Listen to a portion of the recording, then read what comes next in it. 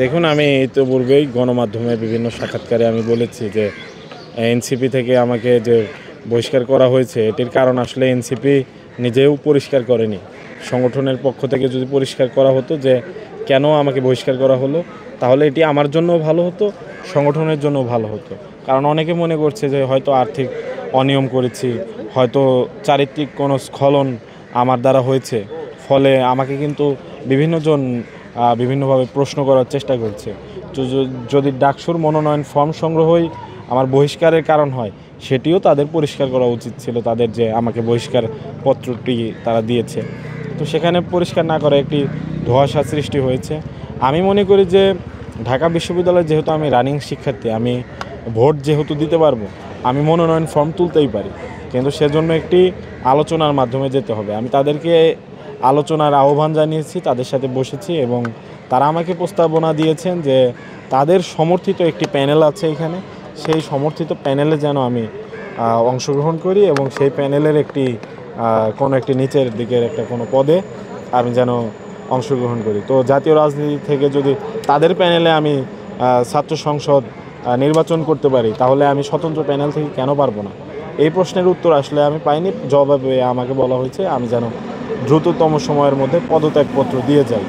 তো এটির কারণ আসলে তারা স্পষ্ট করেনি এবং এটি বলার পরে আমি রাতে দেখেছি যে আমাকে বহিষ্কার করা হয়েছে। তো এটি আমার জন্য বেশ বড় ধরনের সম্মানের ব্যাপার হয়ে দাঁড়িয়েছে যে এনসিপি থেকে আমি কি দোষ করলাম যে এটির যথার্থ জবাব পেলাম না। এনসিপি একটি জাতীয় রাজনৈতিক দল এবং ডাকসু ছাত্র সংগঠন বা ছাত্র রাজনীতির অঙ্গন। তো সেক্ষেত্রে আমার তো ঢাকা বিশ্ববিদ্যালয়ের একজন শিক্ষার্থী হিসাবে আমার মতের স্বাধীনতা সেটি থাকবে না? মতের স্বাধীনতা তো অবশ্যই থাকবে এবং মতের স্বাধীনতা যদি কোনোভাবে দলকে প্রভাবিত করে, সেটিও আলোচনার মাধ্যমে সমাধান সম্ভব। তো আলোচনার জায়গাটি পুরোপুরিভাবে রুদ্ধ করা হয়েছে মূলত আমাকে বহিষ্কারের মাধ্যমে। এখন আমি কোন জায়গা থেকে মনোনয়ন নেব বা আমি কোনো আলাদা প্যানেল নেব নাকি একা একাই আমি ইলেকশন করব, সেটি তো একান্তই আমার ব্যাপার। অন্তত প্রাইভেসি মেনটেন তো করা উচিত। যেহেতু এইখানে এনসিপির কোনো কাজ নেই এই অঙ্গনে, সেহেতু এখান থেকে আসলে প্রশ্ন করা বাবদ জবাব দেওয়া এটি আসলে অনেকাংশেই দুরূহ। আমাদের সাথে অন্যতম একটি প্রধানতম চরিত্র ছিল যে রিফাত রশিদ। সেই রিফাত রশিদ কিন্তু এখন আর কোনো আলোচনায় নেই। তো রিফাত রশিদ কেন আলোচনায় নেই, কীভাবে তিনি নেই, সেই বিষয়গুলোও আপনাদের প্রশ্ন করা উচিত। তো সেই জায়গা থেকে আমি জাতীয় নাগরিক পার্টির সাথেই যুক্ত হয়েছিলাম। এই পার্টিতে যারা আছে তাদের বয়স কিন্তু খুবই কাছাকাছি। হয়তো কেউ এখনও ছাত্রত্ব অবস্থায় আছে, কারো কারো হয়তো ছাত্রত্ব শেষ হয়েছে, কিন্তু বয়সের পার্থক্য খুব একটা বেশি নেই। যিনি আহ্বায়ক এবং আমি মাহিন সরকার, দুজনের বয়সের পার্থক্য খুবই কম।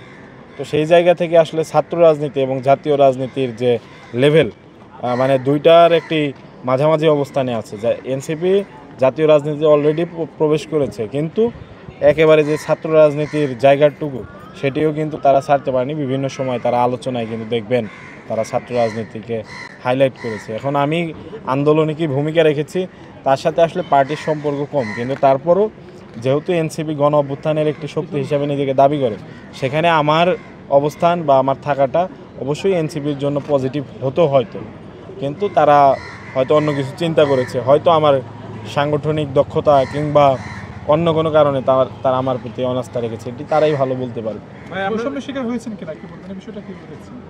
এটি আমার কাছে মনে হয় যে অবশ্যই আমি বেশ আশাহত হয়েছি যে আমি যদি আসলে আমার সাথে যদি তাদের থাকা নাই হয়, তো সেক্ষেত্রে অন্তত বিদায়টা তো আমার সম্মানের সাথে হওয়া উচিত ছিল। তো এটি তো আমি ডিজার্ভ করি। তো সেই জায়গা থেকে আমার কাছে মনে হয়েছে যে 5 আগস্টে যারা কক্সবাজার গেলেন তাদেরকে একটি শোকজ নোটিশ পাঠানো হলো। তো শোকজ নোটিশ পাঠানোর পরে তারা কিন্তু আর আসেননি ঢাকাতে। উচিত ছিল কি ঢাকাতে এসে নাহিদ ইসলাম কিংবা আক্তার হোসেনের সামনে বসে তাদের এটার জবাব দেওয়া, কিন্তু তারা সেখানে বসেই কিন্তু ফেসবুকে পোস্ট করেছেন। তো এটি পোস্ট করার ফলে কিন্তু পার্টির মান সম্মান বাড়েনি, তারপরেও কিন্তু তাদের বিরুদ্ধে কোনো শাস্তিমূলক ব্যবস্থা নেওয়া হয়নি। এখন তারা আন্দোলনে যে অবদান রেখেছেন তার চাইতে তো আমার আন্দোলনে অবদান কম না, বা যখন বিপদের সময় ছিল সে সময় তো অবদান কম না। তো এটি বলে আমি আসলে নিজেকে হাইলাইট করতে চাচ্ছি না, কিন্তু গণ অভ্যুত্থানের প্রতিনিধিরাই এই এনসিপির বৈধতা।